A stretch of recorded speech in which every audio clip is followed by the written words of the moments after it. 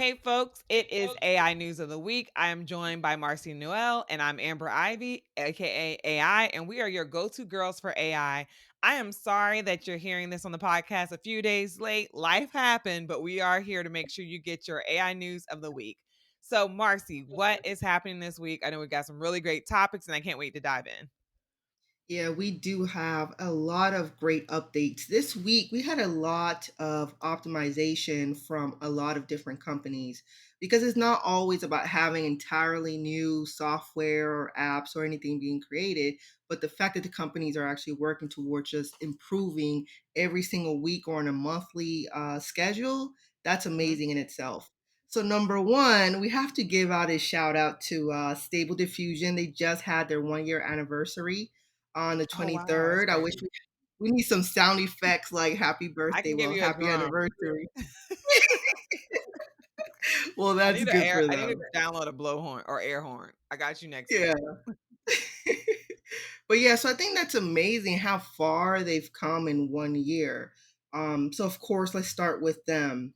So Stability AI, which is the company that, of course, runs Stable Diffusion, and Carper AI, they released a new model called DRLX, which stands for Diffuser Reinforcement Library X.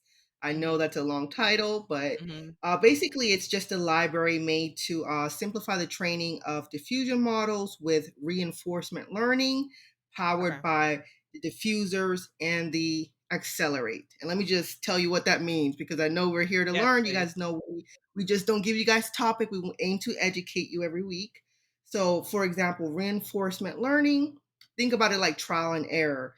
It's basically a reward system when it's accurate, and then when it's wrong, it's not going to get the same reward. All right. And then the diffusers, it basically means it's a model for generating images, audio, and 3D.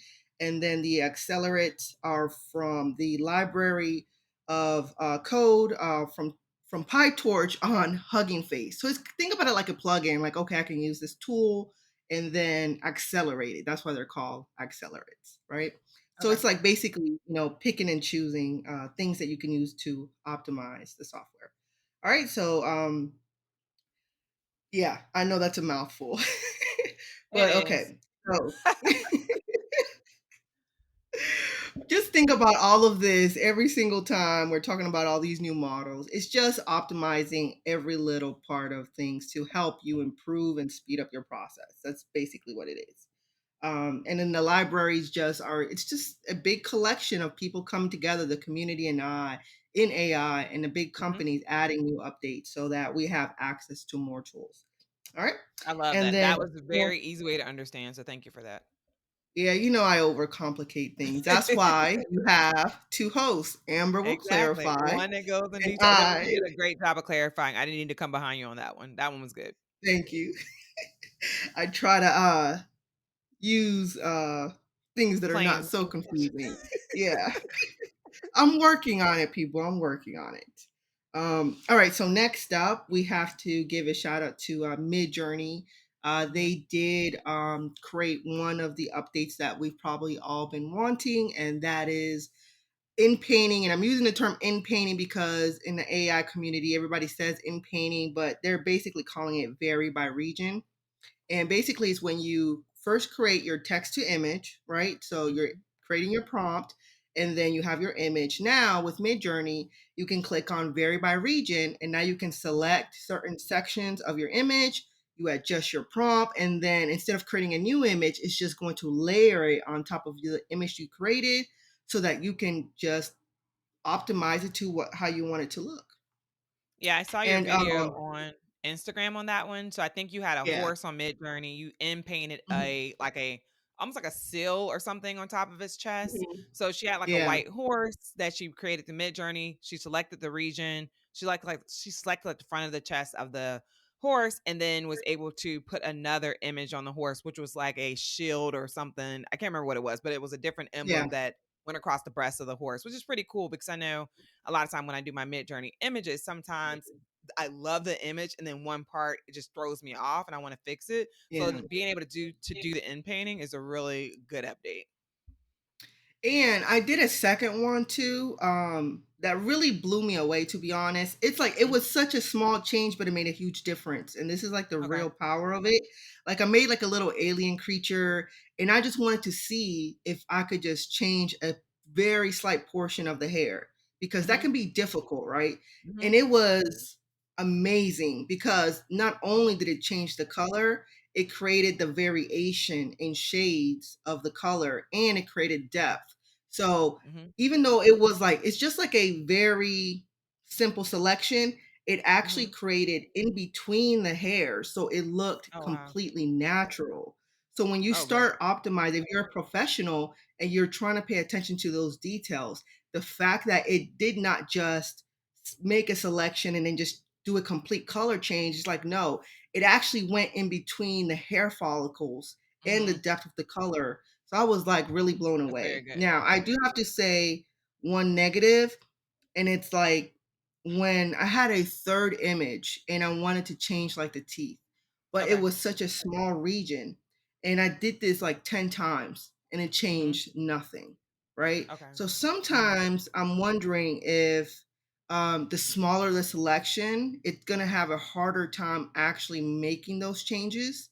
Mhm. Um, and I would also recommend, like with the image with the horse, instead of making all your selections at once, like I did, Yeah. um, you have to do it in parts Mhm. because when I try to do like I try to put armor on the horse, it did that, but the background did not actually change because I did not fully change the background prompt.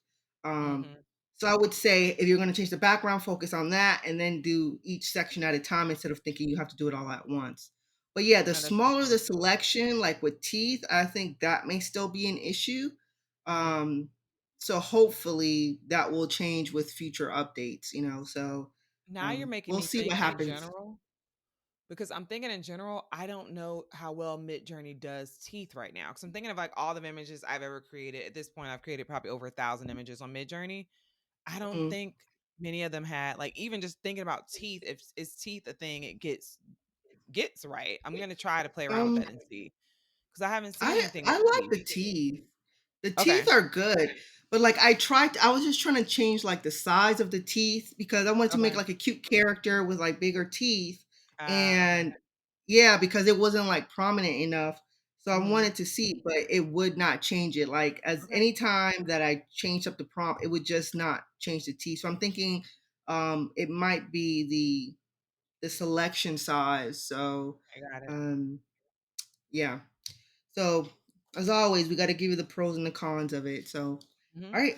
Next up, we have to talk about OpenAI, and they partnered with Scale AI, and of course, to have access to their data engine to optimize the GPT models. So, with Hmm.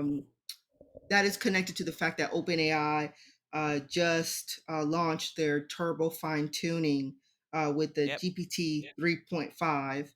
Um, and then the GPT 4 is actually going to be available in the fall.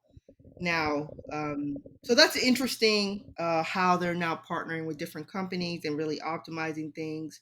And I'm also excited to see how it's going to optimize with GPT-4 because in some instances, with the Turbo GPT, it's actually outperforming GPT-4. So Yes, it then is.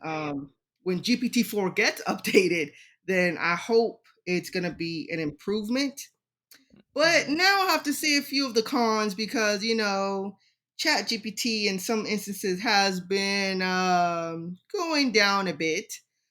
A So lot. when we're um As a super user, it's going down a yeah. lot. So when we're talking about optimization, it's like, okay, we have to talk about the balance. It's like, okay, um, is it going to now go back up to the way it was like that first month? Hmm. Um, or is it just going back to like that balance level of just being good enough, you know, because Yeah. it's like they're trying to optimize it. Um, but we have to be realistic about it. So I don't know. I have to test it out more. I haven't played with it too much yet. Hmm. Um, because I have to test, like, you have to test it with math and different things like that. I'm not just typing in, hey, what are some good color? You know what I mean? I need to Yeah, test it yeah. out with something credible to see if it's going to match up to that first month when it came out. Mhm. Um, but Yeah, yeah, it still so struggles with counting. It still struggles with math as recent as this week. I don't know. I think the update happened a couple days ago, so I mhm, haven't been really in it this weekend. So I'm also interested to see what it does. But I will say, like the first month was amazing, and for me, it's yeah, been going downhill. 3.5 got really bad for me. To the point where mhm, I would literally just wait because if you use it too much in four, you can only use it the maximum amount of time, so you got to stop. So I would yeah. just stop and not use it because 3.5 was not worth it. So I'm interested to see. I'll play with 3.5 as well to see what happens. But yeah, it hasn't been where I needed it to be.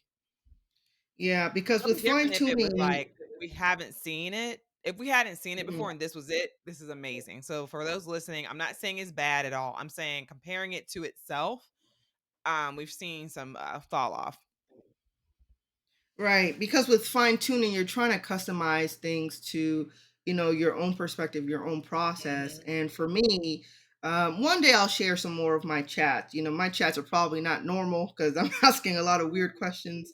Um, but I've noticed for me, I have to constantly correct it and say, hey, Oh yeah, all the time. focus on the data, but it Mhm. has the limiting factors that it keeps placing on me is to say, well, go back to the human behavior, go back to the how can I put this? It's constantly asking me to go back to the process of, well, what is the consequence of another human having a say so in this process? And I'm like, that is irrelevant, right? Because in research, we have to focus not on necessarily on emotions to the data, Mhm. but just the data itself. And Mhm. that's actually one of the biggest limits when we're dealing with chatbots because they are trying to implement ethics at such a high level because it's mostly for the general population, not Right. researchers. And for us, we have a different purpose and use for it. And it's like, Mhm. we don't care about your feelings. These are Mhm. the numbers. We have to Mhm. only look at the data. So, right Right. now, sometimes there's a conflict of interest if we Mhm. don't have full access to to control the limiting factors, right? Right. And I mean, it's like, this is why we have with Llama 2, we have other Mhm. companies where it's like, hey, research purposes has completely different requirements Right. than for the general population because those limits are not it's not going to be beneficial in any way. Let me break the Yeah, go limit ahead. part down real quick. So Mhm, what Marcy is saying is that, especially OpenAI when it first came out, some people have access to the tool in a research phase where they can control the parameters on the back end of how far the model could go. All of us who are now in the general public, we have a general public version of that where their limitations are already determined. Marcy's trying to mhm, explain that she tries to push the limits and it's not going to let you push the limits but so far because it doesn't want to do anything that's going to get it in trouble or it get its company in trouble. But when the research model was out originally, a person could change the limit. So, for example, I'm a voice of an AI that uses Chat GP or GPT 3 plus. I'll just say that because it was originally on 3. And originally, the gentleman who created the tool could change the limits. He would literally change the temperature based on the audience. So, if he was talking, if it, the AI was talking to kids using my voice, he took it way down for kids. If it was mhm. talking to another population, he would allow it to do other things. So when she's talking about limits, she literally means the limits of the AI and what it can do in that model. We can't change it in its current state. Yeah, and something interesting too that I don't think people realize that, especially like when you make a thread and you allow the chatbot to then analyze everything else that you said in the thread, right? Hmm. When you keep telling this chatbot, speak to me like I don't know anything, Hmm. talk to me like I'm not educated or so simple. You're literally training it to teach you like you're ignorant. So that's actually going to affect the responses that you get back over the long run Hmm. because the answer that you're looking for might actually never be given to you because you're teaching it that you don't have the capacity to perceive information. It's I like think it's a sometimes. tool, and I don't think most people are even thinking about using it that way. But I it's not just ChatGPT. It's all AI software. When you train a model, when you're fine tuning it, when we're Yeah. going back to the update, when you keep telling it, let me be very blunt. If you keep telling somebody or something that you're Mhm. stupid, you cannot get upset when it treats you like you are. Right? So then sometimes it's not the software that's actually going downhill. It is the prompts that you're giving it that's going to give you minimal results. So there is a fine line of saying, oh, is the software actually going down? It's like, well, what are you telling it to do? If you keep Mhm. teaching it to train you, you know, Oh, at a yeah. lower level, you're never going to get the true answer that you need. So you also have to understand, hey, no, you have the capacity to do this. If you don't understand a word, ask it to define it for you. Try to Mhm. use it to increase your intellect instead Oh, of yeah. willfully dumbing yourself down. It's like, please don't do that, people. It's like, optimize, use it to improve your skills, use it to improve your intelligence. Like, that's the purpose of it. And Oh, like, if yeah. I you're, think most people are using it to improve. I think only the people, like, who play with it, who know how to play with it, which I think is a very small Mhm. percentage, would even know to take it that level. I think most people use it to literally just do simple stuff. What is this? How can I do this? Write this. And I don't think they're asking for a plain link. Like, that's a limited version of humans. I don't think you have to worry about this group. Man, you gotta watch more, some more YouTube videos. A lot of these people out here who are saying, "Oh, let me teach you prompts and all." No, Mhm. they're telling people to Got dumb it. themselves down. So it's like, people have to be aware of these individuals teaching you that method Mhm. because that method is not going to be productive for you. Because unfortunately, there are a lot of people that are doing this right now, and it's like, I Got don't it. think they understand the consequences of that. Yeah, it's a lot of, these Yeah, the experts background on helps social because I was media. lost. I was like, "How do we jump here?" 'Cause I was like, "Wait a minute, what was Yeah. that?" I think in your mind you had an idea, and I was like, "Wait, what?" Okay, so I get it now. You're seeing people share about or prompting the AI, and in a way that when they're prompting it, they're forgetting they're training it in a way to learn that way, which then leads to folks getting probably less than desired results because a lot of people are now training it to not live up to a standard or what have you. Yeah. And this is why Okay. we have co-hosts, because she summarized everything in a way I think more people can understand. Thank you very much. No problem, I got you. Yeah, but two people, two groups, get the same message across. Yours landed with Um, half, mine landed with 20, and then somewhere 30% in between, we don't know. There's somewhere else out there. They're figuring it out eventually, still. we'll get to 100%. All right, so then we have a lot more. So with the one of the biggest, probably the most important news that happened this week had a lot to do with Nvidia, right? Mhm. So Nvidia, of course, one of the big announcements that we probably talk about every single week is their servers, Yeah, and what's going to happen? Is it cloud hosting? Are more people, are going to need these PCs and servers and computers? And NVIDIA was like, well, now we're going to create the AI ready servers for companies. nice. Um, yeah, so they're trying to make sure that companies do have the software that they need. Well, this is specifically right now, I believe, for enterprises, Okay, great. not just fully for the general population, because they're already having shortages on so many products. Yeah, Um, I was about to say that's not probably the route to go with consumer yeah, products so right it's now. like, The shortage, I'd rather you focus on the enterprise and folks can tap into it that way. yeah. Um, but then, that can also connect to how maybe a lot of these companies will then host the cloud. Well, Right. excuse me, not host. They'll offer the cloud I know services what you mean. to the general population, and then they'll be the Mhm, ones that have the servers that are AR ready mhm, on the back end. So I think that will make it more accessible, because the mhm. truth is, they're expensive, and many people Yeah, can't I was about afford to that. say very few people Yeah. can afford that. Yeah, so I think that's going to be the business model that I've been saying for a while. It's going to be specifically for AI Mhm. generative models that you need to have very specific software for it. So that's an important factor. And then, of course, they've had a great week with their Mhm. stock prices that went up. So their company is doing amazing. We can, congratulate them on that. Mhm. So there's Nvidia is probably one of the best companies that has came out with AI right now. And I mean, they're really able to push so much software out. So, and they're definitely being rewarded for it right now. So that's an amazing thing.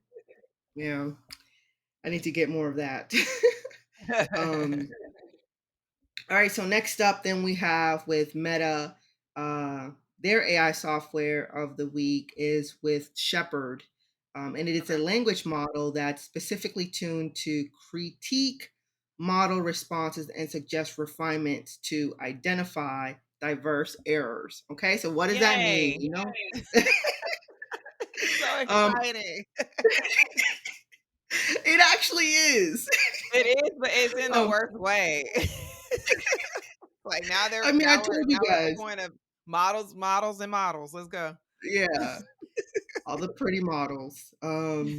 So basically it's we're getting now to the point where, like I said, optimization, that's what this week is about.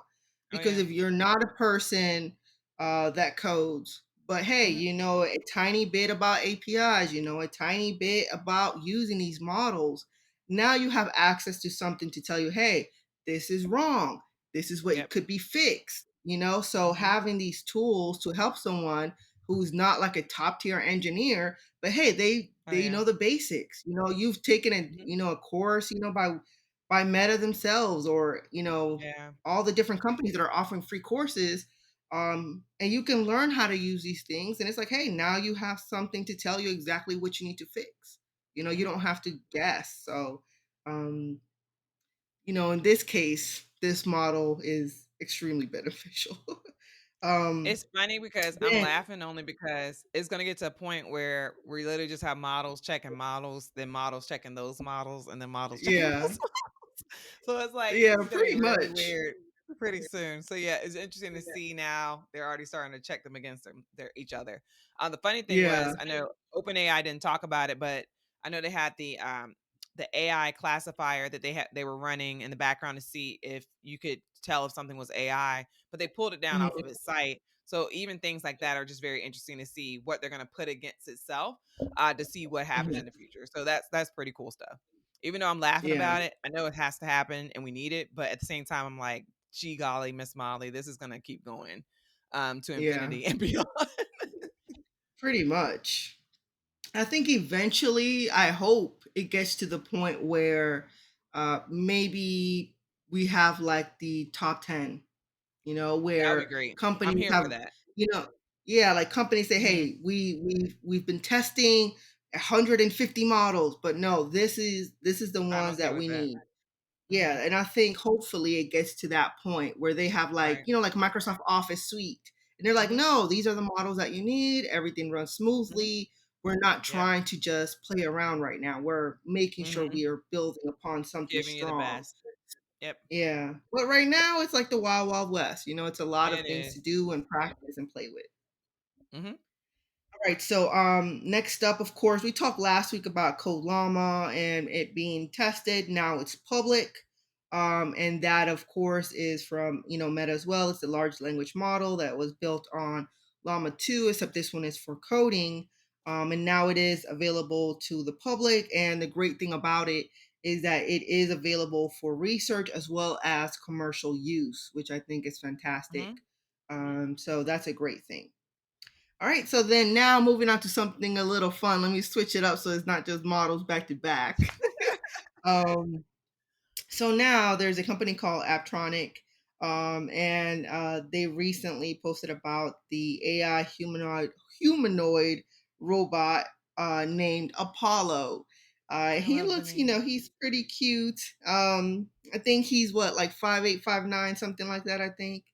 Yeah, And he's 5'8" basically, and yeah. 160 pounds. He's almost my height and my uh, weight, but I gained more weight. But yeah. I was like, but so they're kind of promoting it as a robot as a service business model, which I think is really interesting. This one specifically is geared more towards the industrial business rather than, a helpful robot for the house. So, for example, Mhm. they talked about trailer unloading, case picking, Mhm. palletization, machine tending, and being able to deliver. And so I think that's really interesting because um, I was going to make a video about blue collar workers and how right now, their jobs were the ones that were, I guess, surrounded in more of a safety bubble, right? Because right Mhm. now, the people who are at most risk are the people who, oh, highly educated, college degrees. And it's like, sorry, we're the ones that are at the most risk, AI is the one that can you know, take over those jobs much easier than a construction worker with 20 years of experience. But it's like, oh, now we're getting robots. And, last week we talked about it with China building the construction building in 24 hours. I mean, the apartment building in 24 hours. So it's like things are moving at a much rapid pace. So, what do you think about that? You ready to I'm have actually a huge robot? I want one now. Like I know I think I'm being honest. I think Tesla has been working on one as well, and I've been watching what they've been Mhm. doing. But this one, I'm very interested in it. I am. I know from a job standpoint, yes, it sucks, right? But in reality, there are certain jobs that we do not want humans doing.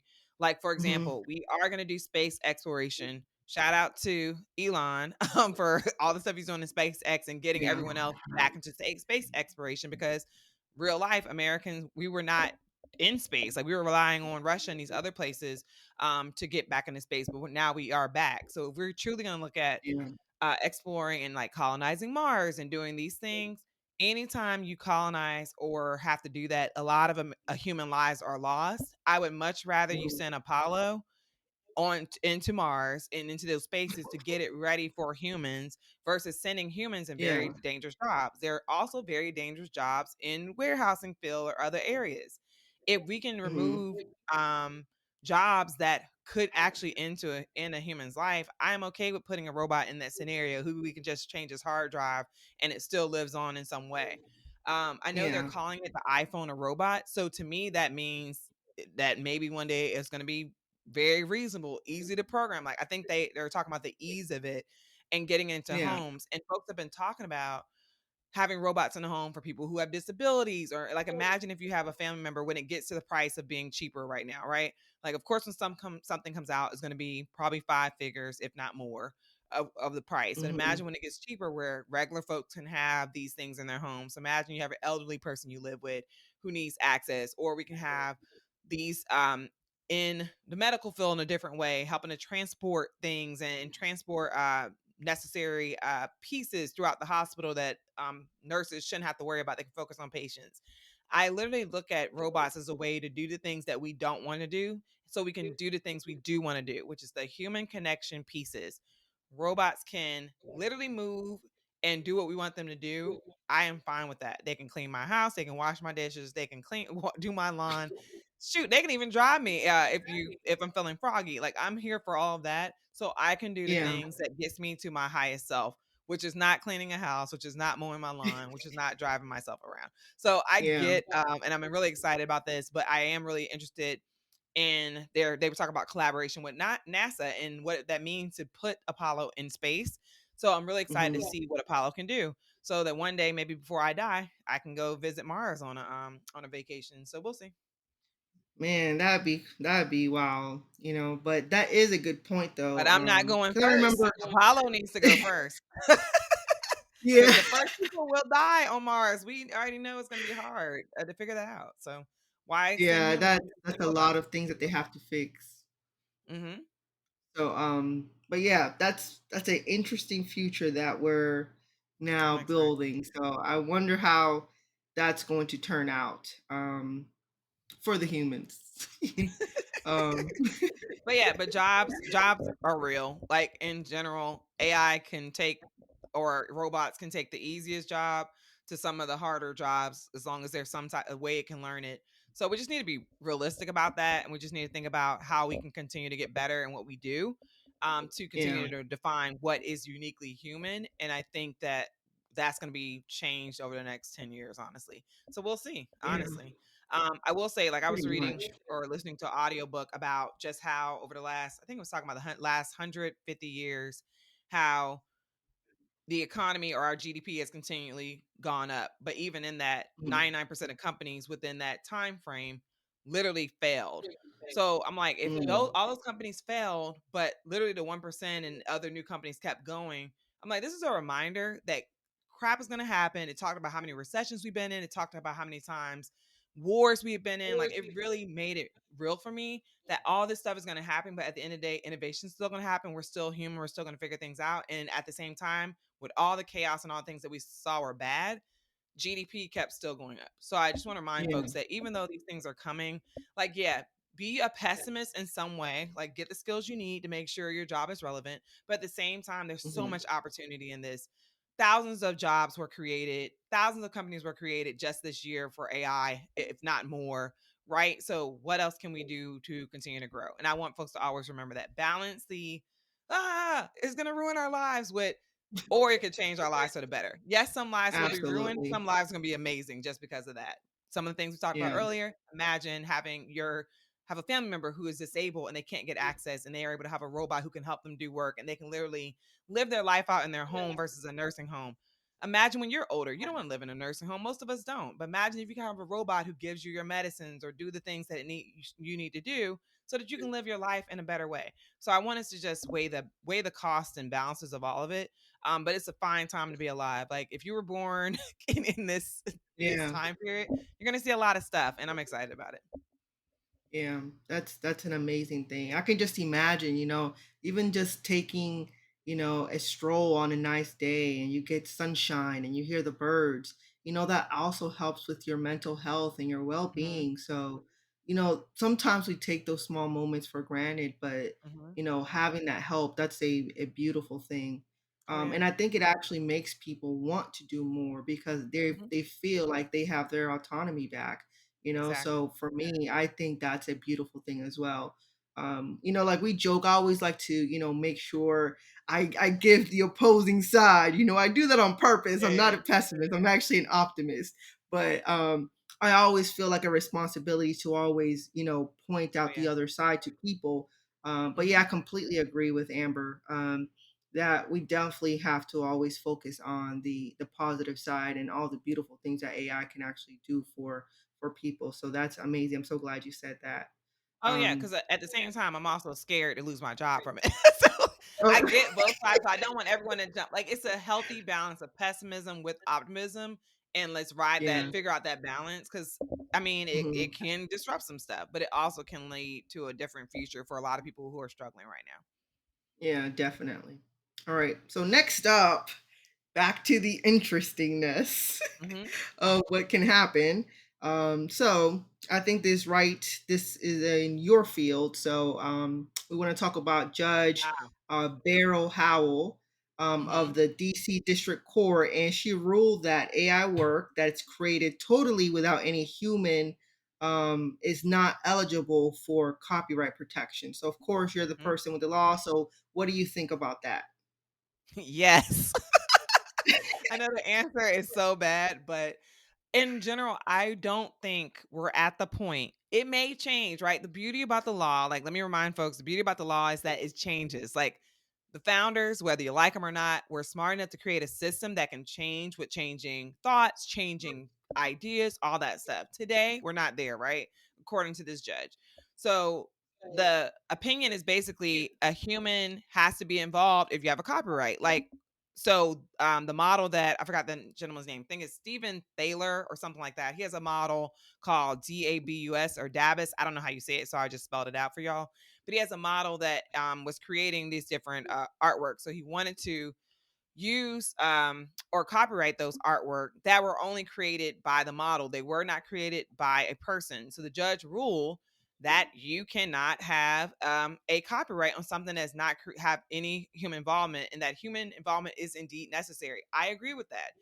If you're going to be creating works of art, copywriting it. I think today, I may not agree on this tomorrow, and I probably will not. But today, if there's not a human involved, then what's the point of a copyright? Like, I don't get it. I don't get why you want a copyright if a human didn't create it. Because who owns? You have to get into other details of like who owns the copyright. Can an AI own a copyright? We have to remember the laws in this country are based on humans. Like things don't Mhm, have rights in this country yet, right? So if it isn't a human having ownership or getting the copyright, right now we're not at the point of giving things and ideas the ability to do that. That's why so many laws are literally based on human having something happen and their justice, their rights, or whatever removed. So I think that it's going to be interesting to see that.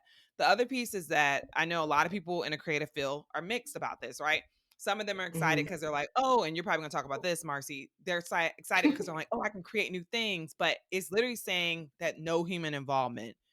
This is not where I'm creating something with AI because I don't think we've gone there with this, but it's Mhm. on no human involvement. And I think if there's no human involved, we can't be give who you give the copyright to then. That's what I'm trying to figure out. Does it go to the company? But normally it's a person doing it for the company, and then they give up the rights to the company. So it's like it's so many legal questions start to come in my head if we give AI rights. Like, how do you do that? So overall, I think it's a good idea for today. Tomorrow, I may differ. So yeah, that's just my thoughts on it really quickly. I think from my perspective, like from the graphic design perspective, Hmm. it's like a twofold thing because one, a lot of the companies, what they're doing, they're training their, text to image models on, well, how can I put this nicely? Maybe on artwork that has not been approved for that purpose. Okay. Other Yeah, you can companies, say what if it they is. have, yeah, so it's like, Illegally obtained. so other people, they allow you to use prompts to mimic other artists, and Hmm. the artwork look exactly the same. Literally. Um, Hmm.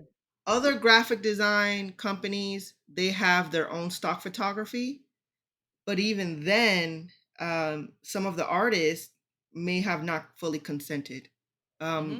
Yeah. Another issue is, at what point do you, as a designer, then say, well, what is the threshold when you say without human, Hmm. involvement? Does it Hmm. mean that my prompt, as long as it doesn't have any identifiable parameters to another artist, is that okay? Is it okay if I then take that image and then add another layer on top? Is it my creation now? Because that would people would be like, "Oh, okay, well, here's my PSD. I changed the Hmm. color slightly. That Oh yeah. qualifies. I Hmm. wrote text on top of it. Now that qualifies." So Hmm. it's like, what is the threshold as far as design that's going to say, "Oh, this is now my artwork?" So I Hmm. mean, that can be done in a matter of a few seconds. That's Right. not And he even should have just did that. I mean, things could have been avoided. I mean, Maybe, because you right? can If you would just yeah. change something in it to make a human involvement, maybe women wouldn't have the conversation. But I don't think that's what he wanted to do. I think he literally wants to be at the forefront of the conversation. He plans to, what do you call it, appeal it. So I think he's trying to get the bigger issue, really, which is not But having then the humans. third layer comes into play, and that Hmm. is, if the artist who says, "Well, I am an original artist. I have uh, an objection that maybe that artwork looks too similar to my own." Oh yeah. Okay, and then maybe Hmm. I have previously copyrighted some of my artwork, Oh yeah. and I have it proven in my own products that I'm selling, Hmm. right? Hmm. um, at that point, is that artist then, do they have the right to go to a company, a text to image company, and say, hey, you guys are allowing these people to use my name within their Yep. prompts. You're allowing people to drag and drop my images in Yep. order to replicate my same artwork, which looks Hmm. exactly the same. Now you're Hmm. violating my rights as an artist because you're allowing these features. So the consequences of that, is that Mhm. maybe a lot of these companies are going to have to remove those features in order to prevent duplication of artwork. Because let's be real, I'm not going Yeah. to say the company, Mhm. but I mean, if you've been watching, you pretty much know my favorite AI Yeah. program, but you can easily drag and drop an image and it will Literally. duplicate it the exact same way in a new format. So Yep. there is a lot of Mhm. things that can go wrong when we're dealing with copyright and when companies are Oh, yeah. allowing people, especially when they're saying that this artwork created on our website is available for commercial use. Yep. And I think Agreed. that's going to be the big kicker between artists and not necessarily Mhm. the people who are, because let's be real, if they're going to sue somebody, they want the big bucks. They're not going to go necessarily after the person who's copying them. They're going to use them as The the, company. you Yeah. know, a way to get to the big company, and they're going to say, you allowed this. And Yep. now, legally, I want access to those prompts for you to show me and prove that these people are not using that. And they're going to be able to prove it because that's what the software is made to do. So I Oh, yeah. think we're going to see a lot of those issues coming up soon. I'm gonna use this time to plug my book because it's important. AI means AI makes you check it out. But no, I've shown this a few times. But this picture, I was literally on an NPR interview with a little girl, and then the NPR got the book to do the conversation about it. But if you look at the last, like one of the last pages, I talk about how I use that video for Midjourney, not video, picture from Midjourney to prompt, but it looks just like another lady's prompt. So I literally messaged. She was able to. It's crazy because the NPR lady had interviewed her as well. She was out of Baltimore as well, and we actually went back and forth on email to talk about it because I'm like, I also know like how they make these images. So I'm like, I didn't want to use images from Midjourney to to create all my illustrations. I use it for Mhm. inspiration, but the darn character looks the darn same as her character. So imagine if hers is how it was trained or how it learned or what image it used to build my image off of. And I'm like, you got Yeah. to think about that because these people do have copyrights on their image, even if it's just a whatever one where they're selling things and it's not one that's registered. They do have copyrights on these images, and I don't think it's fair, even unless like some stuff is being used where it is right, where it says you can use these for commercial things or you can use my images. Like there are so many people that allow you to use your images. Use Mhm. those. There's a lot of people who don't want their images used, don't use them. So if AI is going to do that, the legal field has to go way ahead of where it is and really get more clear on this space. It's not there yet. Mhm. So I'm okay with this judge saying today we're not there yet. Let's not do it. Like I said, in the Yeah. future, I'm probably more closer to let's actually figure out how we do that. And that gets into like when we think about autonomous cars and AI robots. If an AI robot does something wrong, who do you sue? Like you think about all those Yeah. things. But I think we're just not there yet. And I'm gonna be interested in watching Yeah. this to see how far it goes up. Correct, because there is a lot. Hmm. um, all right. So next up, we have. Um, I have to. Let me be careful how I say this one. I think it's interesting. Okay. Because now we're talking about human behavior a bit. And Okay. I saw an article where they said that the LAPD is not going to start using AI to Mm. analyze tone and behavior to optimize the force. Let's be very careful. I'm going to be very Wait, careful with my what? words. Say it again. Can you read it directly? Say it one more time. I just want to make sure I understand because I don't want to make comments until I understand. That the LAPD, all right, is Los they're going to Angeles Police use AI. Department for those who don't do Uh-huh. acronyms. They're going to use AI to Hmm. analyze the tone and behavior, I believe, of their officers in order to optimize the force. So basically, their cameras, their camera footage, Hmm. in order to analyze, how they speak to people. So I was like, wow. That's a lot. Wow. Yeah, that's a lot. So in LA, I mean, it's probably one of the most famous in the US. They Uh, are.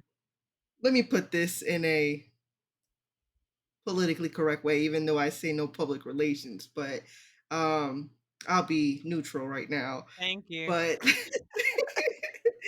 um, so I think it's interesting. Okay, what would How they be now? doing? I'm lost on what are they doing it for? Like to train? So are they like are they like using it to see to say, hey, your behavior there was probably not appropriate, or hey, you went too lax on a person, then to train the police officer? I'm trying to figure out how you would use that. Correct, yeah, so Okay. that's what I kinda saw, but I wonder if they're also gonna do that to the general population, Yeah, that's the because part. typically when you have one, you typically have the other, You have and both this is voices.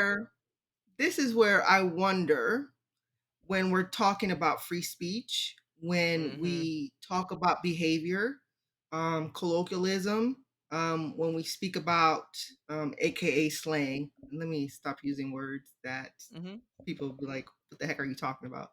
So Mhm. basically, slang, because by region, people speak differently. They have Oh yeah. different accents, culturally. Just Mhm. because I may speak in one tone, one person can take it aggressively, another person will think it's funny. But then Yeah. how will AI start to decipher cultural behavior and the way that a person speaks, not just with uh, analyzing the vocabulary and tone, but by different parameters, because Mhm. we're so different. America is a melting pot. Oh So yeah. I think that is a very interesting and difficult and complex issue to take on, Mhm. um, to really start to analyze human beings and how they speak. Now, I think if we focus on the overt behaviors, I think that can probably fix a lot of issues, right? But I think there still has to be some human oversight in this to make sure that, hey, something could be flagged and then a human Yeah. comes in Oh and yeah, I'm fine with that. analyzes that. And I Mhm. think that's how you train a model Oh yeah, accurately. anyway. Yeah. But there has to also be a board to Mhm. create a baseline, because you can't just I say this agree. one person comes in. It's like, no, we have to have a review to say, no, this behavior isn't okay. This behavior isn't okay. And then they should go to also a third party representative that represents the community of the people that Yeah. they're overseeing, so that the Yeah. cultural nuances are not changed to adapt another population. And I Mhm. think that's how you bring ethics, how you bring responsibility, and how you bring duty to protect a certain community um, in using AI. So I think there has Yeah, to I be a agree. multi-layered effort of approval, so people can say this is okay, this isn't okay. If you're actually Yeah, going to I'm fine with bring that. Mhm. an AI software in, so Yeah, yeah, because right now, even um, with I remember when the so when body cams first became very popular, just working with some governments, um, that was a conversation of what was happening. It was like one was not even the AI conversation, but it was like, what are we gonna do with all these like hours of footage? Like, do we just literally download the stuff and keep it on a cloud or server, or are we using this stuff in another way? And then the other things people need to think about, especially when they first came out, we didn't have the laws to catch up. So in the public mhm, sector, you can request something from the government, like the government, because it's public, the government has you can it's mm, foiable, or you can use the Freedom of Information Act or whatever to get information about certain things. So when it was first coming out, people were talking about that. Like, should you allow this stuff to be able to be pulled as a request and information? Like right now, if something happens, government has to give up its emails, its text messages, any data is created, is the public can get access to it. Literally their website where people yeah, just pull and get all this information. So at first we were nervous about if folks were like abusive or something like that, trying to get the data and information to use in a court case against their spouse or something like that to take the child. Like it was so many things we had to worry about with just literally just putting the cameras on the bodies. Now this is an extra layer of now we're training models on people who have not said they want the model trained on them, right? The police may be able to say it because they're government employees and they have to do it because of their job. But then I interacting with the police, I don't even know that that's what's happening.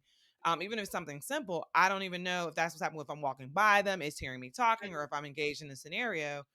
I think we got to mhm. be very careful when the public are involved and we're training AI on public who are just living their life or who are dealing with the worst time in their life and they're having to call the police. That is we have to be very careful about that. So that makes me a little bit nervous on how we handle that responsibly. That is a great point. I didn't think about, like, for example, Well, I know there's articles related to like the body cams, but it makes me Mhm, wonder, like, would then they give access to like, right now all the cameras that we have, mhm, um, if they started to use like a multimodal system in a sense of now recording, and it thinks that you're saying, mhm. because oftentimes like people could be having a bad day, or you're thinking, Yeah. oh, this is a private conversation, and you have some supersonic system that's just listening to you. Um that's it's starting to sound like a movie. I'm gonna Yeah, but let it's me like not even say in that, anything. it's consent, right? Like we have Miranda rights for a reason, which are the rights where they say you have the right to attorney, a right to remain silent. Anything you say in the court will be used against you. Like we're not giving people any consent or giving them any verbal acknowledgement that I'm recording you. Some people are Mm, okay with that. But people should know that they're being recorded and that that is used to train a model on how to make me a better police officer or make us better. Like I would want to know that. And there's no correct. terms and conditions that someone can sign in that because the police officer is publicly out there and they're just doing their Yeah. job. So I'm not this is no knock at the police in that right or anything. I'm just saying the folks when we do these things, particularly government, you got to think about all the things that are involved when your whole job is to serve the public, and this isn't a private sector company, it's public sector companies that are doing this, and that are responsible to taxpayer dollars, and we got to make sure we're being very aware of that. Wow, that's amazing. You brought up a point that I didn't even think about. So yeah, that's a lot to think about. Hmm. Well, let's jump into something a little lighter. So of course, one of my favorite text to speech apps is called ElevenLabs. It kind of connects to the Okay. previous one in a way. Hmm. But now they actually launched their multilingual tool version 2, and Ah, now nice. they added let me an improved unique voice characteristics model in 28 languages. So it's going to be focused more Wow. on diversifying the different language models so that it can Hmm. actually sound more like the person Nice. that they're actually mimicking. So I'm That's so like, cool. wow, yeah, that's amazing, especially because, especially if you want to connect to like a very specific audience. Hmm. Um, I mean, that can be used in wrong ways too. But I think it's amazing as well how far Hmm. text to speech is coming, and Hmm. how, I mean, it's getting surreal, because now I can make my 3D avatar. It looks just like Oh me. yeah. I can speak just like for a couple hours, and it'll mimic my voice exactly. Like even sometimes, like I stutter. Like I can Hmm. train it to stutter too. Oh, mine Like, stutters. yeah. So The I'm one like, trainer on my voice stutters terribly. so it's like I need mine, so it's like it can actually mimic like my pauses, or but like the fact Hmm. that it could actually once in a while, it's like, oh, maybe you stutter every 5 minutes, and it's like it's mimicking that. I'm like, wait a minute, hold up. I want it to Yeah, sound a it's little bit super better. That's crazy. the whole point. But then I can Yeah, fine you tune got to it. fake that one. Yeah, I was like, come on, man, that's the whole point. Or sometimes, like, because I speak different languages, like sometimes Mhm. like if I stutter is not necessarily because I'm actually stuttering, it's because in my brain I'm seeing things sometimes in a different language. And it's Right. like I'm trying to catch up to say it in English, or and Mhm. speak in a different language. Um, so sometimes there's things like that. Oh, yeah. Or, oh, what's funny? Like, okay, What? so this is for your podcast too, but for the people that are watching us, like Mhm. I have a chubby face, and it's like I wanted to make my avatar, and it turned out cute. So I was like, oh yeah, I made my little avatar, finally got it to have like a chubby face. Oh, But it nice. was Okay, got like it. I was like, I need for everything else to match. I'm like, what is going on? So I was like, I tried to make my avatar more proportionate, but I realized too that a lot of AI, like sometimes it's more difficult to like how, like with ElevenLabs, to bring out those specific traits. Like if you Mhm. wanted a specific weight, or Mhm. with a specific speech pattern, Oh, yeah. or So it can be tricky now because I don't want to call it a bias against imperfections because Mhm. but it is It's like sometimes. early days of TikTok. Yeah, it's like, come on. It's like I was so happy. Next time I'll have to show you guys my little avatar because I was working so hard to like add Mhm. like chubbiness on the face, like underneath my Oh, yeah, the cheekbones, cheeks. Yeah, Yeah, so I was because it trying to wants make everybody to look like sure. this. Yeah, exactly. So I was like, and it differs on the angle. Like even with Amber already knows I have an issue Mhm, sometimes with the angle of my camera mhm, because like if I sit the wrong way, it's like my mhm, it'll like make my face look weird. But so I'm mhm. trying to create really a real variation of who I am as an AI avatar. To be honest, sometimes it's a little bit difficult to add your own traits in, to add your Mhm. own, you know, uniqueness that you're giving it to when it's your voice or Yeah. extra chubbiness on your face, anything like that. But There are I a few am very companies. happy that go ahead. No, I was gonna just say real quick to what you were just saying. There are a few companies that, because of what you just said, for example, folks who can see me, I have curlier hair texture. So they started like building pieces for avatars that have different texture for hair, different Mhm, looks. Because a lot of times the first version is very much so like the a version of perfection that none of us can achieve. So it misses like the mhm, nuance of the human who's trying to build something that looks like it. But I do know folks have started building libraries that have all these other types of add-ons like you're saying, but I've never thought about it even mhm. from like you said, like my cheeks being full or whatever, like the way I want it to look like me. I don't want it to look like a version of me that's not me. So that's actually Yeah, really interesting. It's gonna be interesting to see again other jobs that can come out because avatars are gonna be even bigger than they are now, especially with like I can't wait to have an avatar of myself in a VR world, and going into different versions of metaverses or what have you. But people are going to want to have the body type that looks like them, the face that looks like yeah. them, the different features, the hair, the earlobes, or whatever, the nose. Like people want to have that. So that's even an industry that I've seen people already popping up and contributing into. Yeah, like even like the texture of like your skin, Oh yeah, and like color variation and things like that. hmm But I'll post the picture of my you should. avatar on my community. I posted it on Instagram. hmm Um, but even then it was difficult. Like I got my face to be chubby. I was so happy because I was like, this has to look like me. I'm like, Right. okay. Um, but then the body was like super skinny, so I cropped it. I was like, wait a minute, Yeah. hold up. We need to I was like, I don't weigh a buck 20. Like, what's going on here? You can't have like a super chubby face and then you have like super small arms. Like that doesn't match. It doesn't look realistic? They do Like I have don't the want to look like a bobblehead bobblehead. avatar. Yeah. That's what I was about to say. That's how I was Yeah. looking. I was like, I need everything to be proportionate. You know what I mean? hmm So but yeah, so I mean, some tools are really helpful as far as like trying to add those specific details, but then it's like they'll completely ignore everything else. They'll be like, "Oh, you want this here, but then we're gonna perfect everything else." So it takes Got a it. lot of work to try to like really simulate yourself. hmm But I think maybe next week we can, maybe we can show a You few should definitely show different it. the process of it. Like even Mhm, like I'll give one of the best ones is Unreal Engine.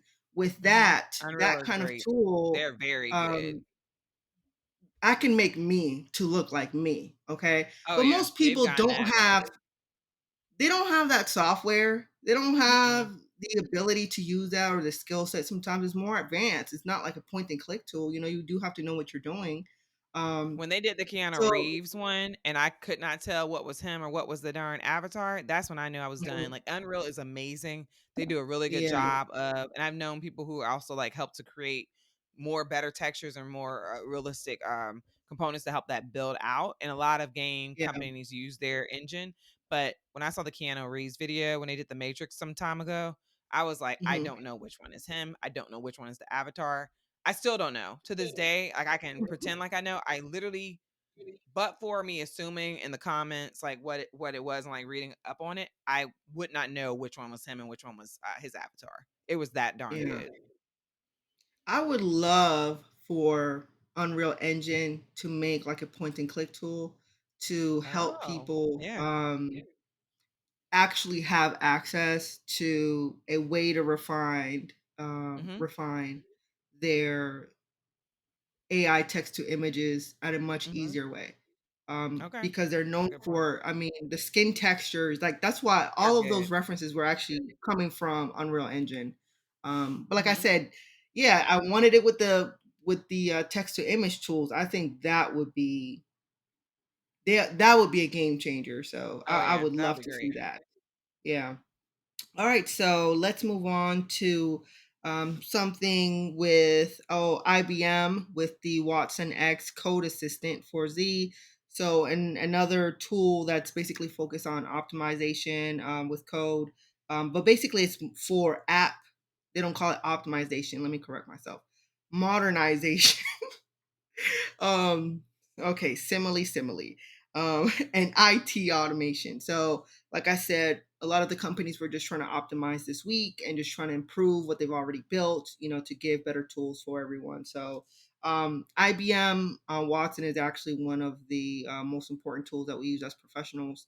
So it's actually one of my favorites, so I always like to mention them, so definitely check them Mhm. out. To me, they're definitely the OGs in this game. So Yeah, they definitely are. They've um, been doing this forever. yeah. And next up, we have with Microsoft Fabric AI tool, and it's an analytics solution for data movement, data engineering, and integration for business intelligence. Mm. Basically, it's probably a very, how can I put this? It's far more advanced in understanding data analytics, especially when now you're trying to um, analyze things that most people they don't ever consider. Um, something that just popped in my head Go because for it. I just started realizing things that don't usually get spoken about. Most people don't even know about weather marketing and those AI tools, Okay, talk about it. and it's actually one of my favorites. Now you guys are getting into the marketing secrets of what we do Go on the ahead. back end. All right. So for example, like with the Weather Channel, Mhm. um, we can analyze, let's say if it's raining, the Yep. probability of you going to shop at a certain place. And then based on that Mhm. probability, you'll get a diversification of ads that are sent to you based on the weather. Yep. And um, when we're trying to look at analytics or tools like, for example, Microsoft Fabric, you're going to start seeing the deeper level. Like most people thinking, oh, Google Analytics. And it's like, Mhm. okay, tell me about your temperature levels because I know Mhm. I'm going to send you to go buy the snow cone real quick, Right. Exactly, because because it's 99 you're going to degrees. get exactly. Now you're going to start getting new different type of ads, and Mhm. it goes much deeper. I'll probably have to do an entire video I on think weather that is marketing. so cool, though. Mhm. It's gonna be very interesting And to see, especially, like, I remember when 5G was first coming out, I was talking to a few marketing people, and they were excited about it for its, like, ability to target in very specific areas. To mhm. your point of, like, if I'm in Baltimore City, it's 99 degrees today, and there's a snow cone company around the corner, like being able to push my ads to that area to where they are to exactly say, hey, today's the day you get a snow cone or whatever it is. Like it's gonna be interesting to see how they use this technology together. The folks who get it and know it well, you know it well, who get it Mhm. and know it well can literally take marketing to the next level, versus like your old school marketing. So it's gonna be really interesting to see how companies use all these tools to even get us to change our buying behaviors even more.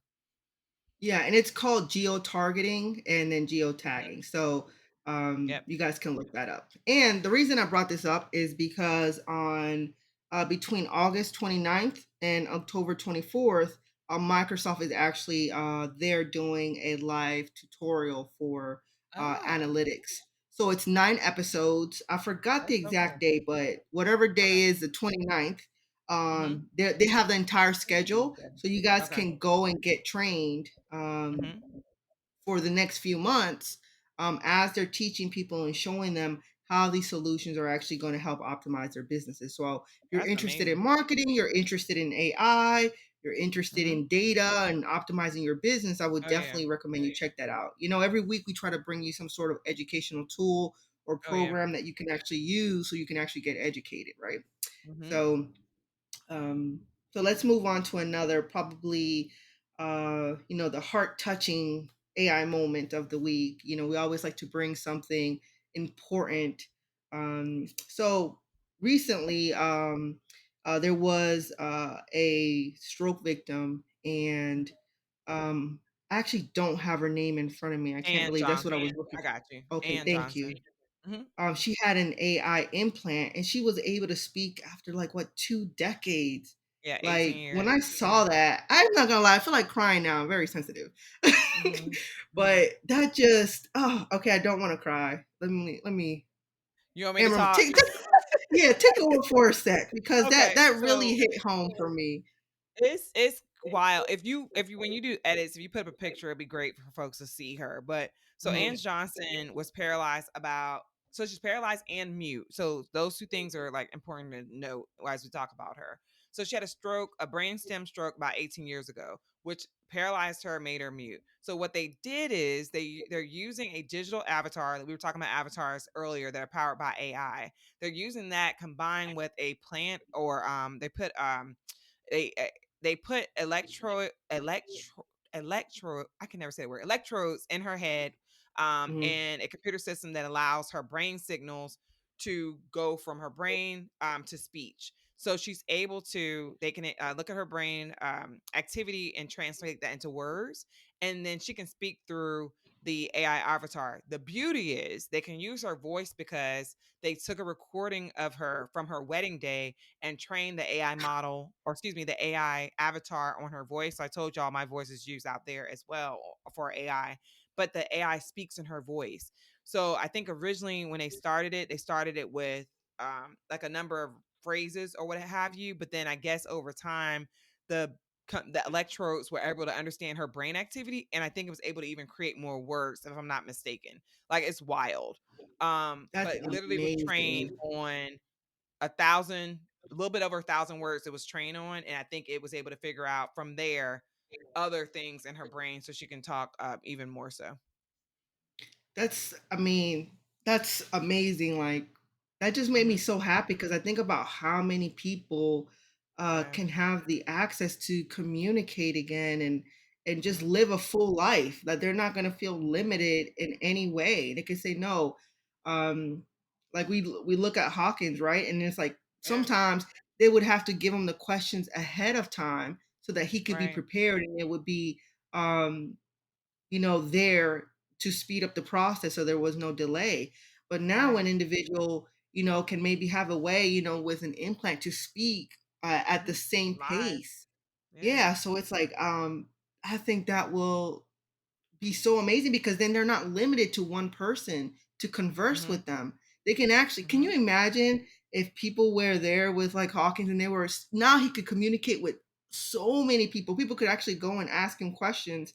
How Right. much more Especially somebody very information brilliant. Yeah.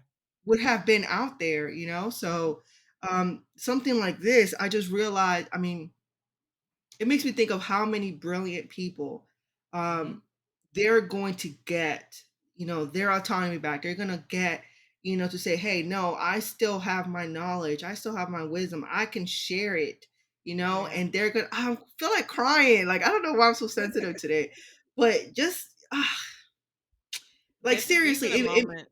Yeah. These are the moments it where just I'm makes me like, happy. totally get it. I'm with you because these literally are the moments where I'm like, this is why I want technology to advance because humans, things happen, right? We have people who are currently mute. We have kids who are nonverbal, who've taken a long time to speak, Mhm. or who have like we've seen kids who are nonverbal, then all of a sudden at the age of 8, they start talking. So it doesn't mean that you can't have the ability, but with technology, we have the ability to open up so many things. So that's why I'm excited for stories like this because a lot of times folks are like, well, it's going to do all these things. But I'm like, but it could also change so many lives and like take us to another level when a person like Ann Johnson 100 years ago, they probably would have put her in a certain facility. She wouldn't have been able to Mhm. interact with anyone anymore. Now she literally can go with her avatar, or even if it's just a even if it's without the avatar, able to have her voice being able to say what she needs to say, so no one can take advantage Mhm. of her because she had a illness that happened to her.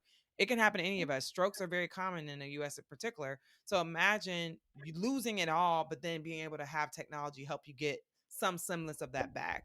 And even the video of her just smiling and so happy, like it just reminds me that yes, technology, there's a little bit of fear with it, but there's so many more good things we can do with these technologies. Like so many folks have been able to, even beyond AI, have been able to use technology in a way that has allowed them to stay and keep some level of freedom. And I think that's what it's all about, is for humans being able to live the human experience in any way possible. And if technology helps us do it, I'm here for it. You know what else just crossed my mind too? I wonder because I saw another like AI update Hmm. where they started trying to see like people's dreams and their Oh yeah. cognitive function. And I Hmm. wonder if people eventually who are in a coma, if Yeah. they have an Can you implant. imagine? And then the person's like, I can hear you all. Do not take me off this oxygen, please. No, but people have said that who've come out. They're like, I've heard y'all talking. Like, I could hear you, but I Yeah. couldn't respond. And that girl, I'm sorry, you took it to another level. That is so, I Yeah, would and love it's that. like yeah, and then or even like with Elon, I know he said like with the Neuralink, he believes that individuals Mhm. who, for example, never could see will have the capacity to see, or they can Right. bring I people out agree. of comas. Yeah. So, and even for protection against women, um, Yeah. when they're in those kind of situations. But it's there are so like that brings back power to people, their Yep. humanity, because sometimes so Yep. many people, um, ah, I don't want to go too deep. Oh man, I feel like I want to cry. I'm not ever crying on the internet, but because I'm just thinking about There's so so much many. potential. I can't. Let me change. I'm about to change the subject because I That's feel totally like fine. But I'm no, like, I'll wrap it up with this in that like there's so many use cases for this. Like the coma thing I think is huge because but what we just talked about, kids who are nonverbal, like there's so many things where if we could figure out and map brain signals. I was watching a viral video that went viral and a guy he created one that mapped his brain signals and that someone would ask him a question, he would answer it in his head, and then the AI would type it out. So he created his own version of that and was able to get the answers and say the answers without ever speaking the answers. So I think there's so many things here we can do. It's not like a weird thing to me. It's like there's a need for this. And yeah, it could go in a weird space, but I don't even want to go there. But there's a need for folks who literally want to gain back some semblance of life. And if we can help folks to be able to live in a society where you have to be able to have some way to communicate with people, I'm here for it and I support it. So I'm happy that Anne absolutely, got her avatar and I'm excited to see where this technology goes. absolutely, and the next thing, let's go to something a little bit lighter. Um, One of my favorite things, of course, I love Adobe, and the new Adobe Express tool is Mhm. amazing. Like I'm starting to use it so much more now. Like I before, need to use it. um, I need to go back to Adobe. I've gotten yeah, I don't, lazy. I, I never even used like Adobe Express till this year, to be honest. And I've Oh, been cool. using Okay. Adobe for like 20 years. Yeah. This is the Yeah. first year that I was like, "Oh, Express, let me check it out." And I was like, Okay. "Oh, I can do Then a it's lot of worth it. things." Got it. Yeah, it's Okay. definitely worth it. Makes things, especially like for social media content, it's Mhm. so much Okay. faster because they have so many templates and videos. It's so much Yeah. easier. So, but the great And thing is for the now, general public, real quick, Marcy has talked about it's like Canva on steroids. So for folks who are using Canva, you can now like if you want to switch to an Adobe Express, totally fine. I know folks get intimidated when thinking about Adobe Photoshop or Illustrator or InDesign and all these other tools, but they made it so much easier. So if you have the suite already, like use it. There's some pretty cool tech in there, and I'm gonna start using it myself. yeah, and one of the great things that one of the biggest reasons, especially if you have like the full plan, like the premium plan, Hmm. um, you have access to the stock photography. So I know Yeah, which is typically they're like, wild. "Oh, you have to pay extra for Pay a that," and million dollars. it's like no, you have access to the videos, you have access to the maybe not all of them, but majority. I mean, there's literally A good millions, and amount. I was like, if you want to make like short form video and like you want to make quotes and stuff, it's like Mhm. you need to use Adobe Express. But the Okay, reason that I okay. brought it up is because one of their new features is that you can now edit your PDFs. And that's Oh, amazing. Yeah. So, explain more. What do especially you mean? like, okay, let's say for school, right? Mhm. And you're trying to like, hey, I'm trying to make this graph, or I'm trying to make, all of these other um add-ons and designs, for Mhm. work or papers, or you can actually Mhm. now open up your PDF files in. So for example, you have Word, you save it as a Yep. PDF, I can open it Mhm. and now I can add different graphics. I can add different graphs that That's are so cool. more that with an AI design, or let's say Yes. you're trying to write a book and you're Mhm. trying to add an AI. You have Adobe Firefly. Well, I don't think it's yet for commercial use, but you can use Mhm. it for, personal projects or things that you're Mhm. showing. Um, so the fact that you can open up your PDFs now and use it with all the different AI tools that they have, like that's a great option. That's crazy. That's So cool. definitely check out Adobe Express. And then another one with Perplexity AI. Now they're offering Code Llama on their servers. So Oh, I okay. know we talk a lot about That was models and quick. AI. Yeah. So Jesus. there's another company. They're called, I think, Replicate. Like they Mhm. always, you don't have to have a server. You don't have to have like a PC. A lot of companies are now offering AI on the back end so that you Okay. don't even have to go and to a bunch of different, companies and Right. memberships. You can pay by the minute sometimes. You can say, Mhm. "Hey, my budget is $15. I'm going to spend Mhm. $15," and then you can Mhm. do what you have to do. And you don't say, "Hey, I don't have to sign up for a $20 a month membership." So That's a fair. lot of Yeah. these sites, they're going to get more popular. I mean, I've said this months Mhm. ago, people, like Mhm. that's what's going to happen. Paying by the Mhm. minute. You're renting basically a server per minute. That's Oh, what it cool. is. Okay. Yeah. And then, of course, one of our last things that we're going to talk about this week, there were so many. I always have to cut out so many topics. But, Mhm. and by the way, before I even say this last one, I am going to start trying to do, daily AI updates, trying to post more Yes. because typically I'm always cutting out like, man, like 15 to 20 updates, just to try to keep Right. it, at least within an hour, hour and a half. So I'm going to start Right. trying to, um, give more updates on a daily basis. I know Amber's going to do more of that Yeah. on her channel as well. We'll tell you the channels in one moment. Yep. But then the last one, of course, that we have to talk about is with Hugging Face being valued at a magnificent Give me my time. $4.5 billion valuation. That's a lot of money. What? That is amazing. I'm in the So wrong some of their industry. investors were Google, Amazon, Nvidia, Salesforce, AMD, Jesus. Intel, IBM, the big players, right? Mhm. So when we're talking about how quickly AI is able to build up businesses, That's how wild. they're going to revolutionize tech, AI tech, like if you have an idea, Mhm. it's the time because companies are looking to invest They in are. major projects. They're looking for the next big inventors. They're looking for creative minds. You Mhm. don't need a degree. You need, just hard work and grit and really get out there, teach yourself.